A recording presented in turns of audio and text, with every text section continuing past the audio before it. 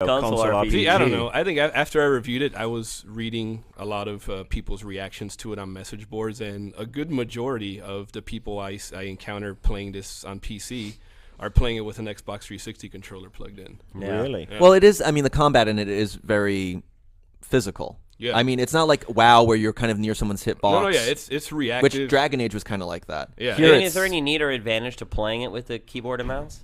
Do you Not need that really. many? But I mean, it works on a console controller, right? Yeah, it does. You get more hotkeys, but I didn't really use the hotkeys. I could have played it. The only reason I didn't is because I couldn't get it immediately to work on my PC at home. Give me convenience or give me death. Yeah, so I was like, all right, you know what? It's 1:30 a.m. and I just got this installed. I'm just gonna get in here and play it. Forget this stuff. But yeah, the combat most closely resembles something along the lines of like Arkham Asylum or Demon Souls. It's excellent, man. It's pretty much it's what BioWare would do if they weren't obligated to be so sort of family friendly. The world is a bit more cynical, a bit darker. The humor is a bit more profane. It's funny. It is legitimately funny. Yeah. You watched our review. We picked a few choice sound offs to kind of give you a hint as to what the humor is, but that stuff is really all over the place. And in my opinion, like the voice work and that whole area of the production is just as comprehensive as something you get in a BioWare game. These guys killed it. They really did a good job with that. The combat, I think, is very exciting.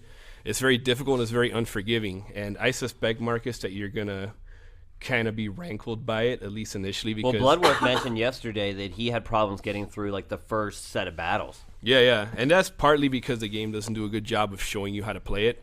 It kind of just throws you, into the deep end of the pool. To the wolves, literally. Yeah. That's what Penny I mean, Arcade there was are some like half-assed little tutorial things that pop up, but when you're in the midst of trying to survive, you miss them.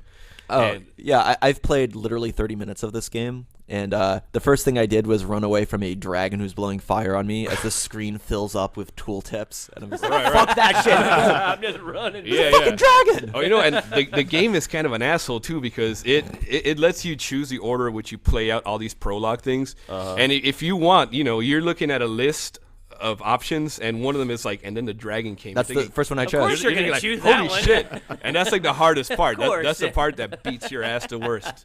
Yeah. Sure enough, yeah. If it doesn't occur to you to just do them in order, like the game probably should have made you, then you're going to get brutalized. So what makes this game different from other games like it? Not that obviously it needs to be all that different. It can still sort of follow the tropes of the genre and get the score it did. But what really stands out for you is something that sets it apart? The main difference is the combat. It feels deadly. It feels like, at least for me, when I get high enough level in one of these RPGs, I tend to just feel super confident, like nothing scares me. In this game, for the most part, pretty much every fight that I got into, I had to be mindful of everything that's important tactically. I had to, let me not get crowded. Okay, let me position myself here.